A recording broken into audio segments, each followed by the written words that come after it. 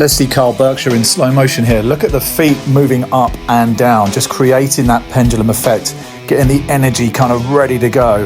And then there's the big kind of wind up behind the ball. The hands go really high. The head stays fairly still behind the ball. And then there's that push into the front side and that release. So just seeing there what Carl Berkshire does, just to gain those extra few yards off the tee, there's lots we can learn about what he does with his swing, some of the technique that we can utilise on the golf course ourselves.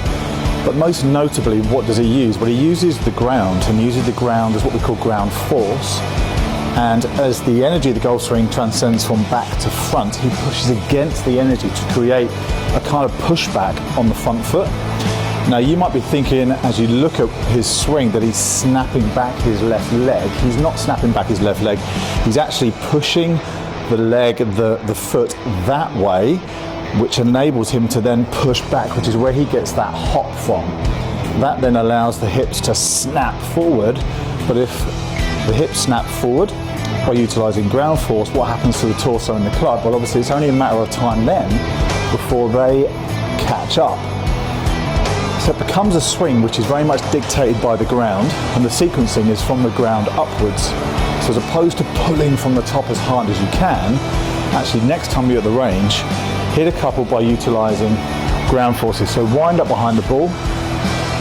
Once you wind up behind the ball, on your way down, the first move from the top is this move here, onto that front foot, staying square onto the ball, not the right shoulder coming in over the top, which we see a lot of. It's trying to stay square onto the ball, hammering that weight into the left-hand side, into that lead foot, and then from there, pushing back. So the direction of the force that we're utilising is going in that direction, which enables us to then push back that left hip or that lead hip, and then that then brings the torso and the club through so much quicker than what you would have done before.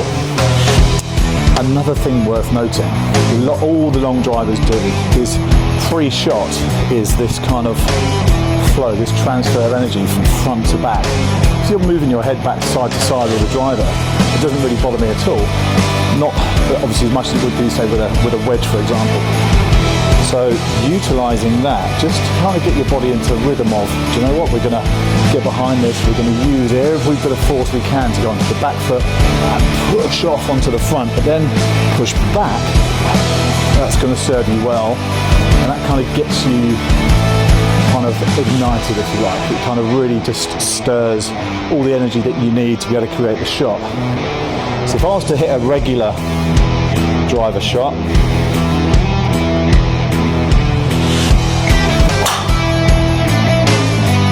hit that pretty well, and we've gone, where have we gone? 153 ball speed, not great, but 277 carry. Now, if we utilise Carl's theory, so lifting the left toe up, the back, now as I come through, I'm going to push back on that left hip, keep my body square to the target.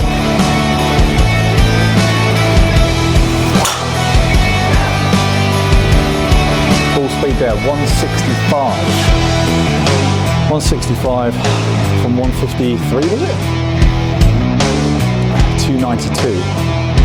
Yeah, pretty decent. It's really worth having a go with that because there's so much you can learn, and you might not want to take long drive to the golf course because, do you know what, the dispersion can become greater, but what we're trying to do is to bring up our lower levels of speed to increase them. So if you increase the top end, it brings up the bottom end. So I'll suggest when you're at the range, when you're working on driver, maybe hit 50 to 100 drives if you've got time.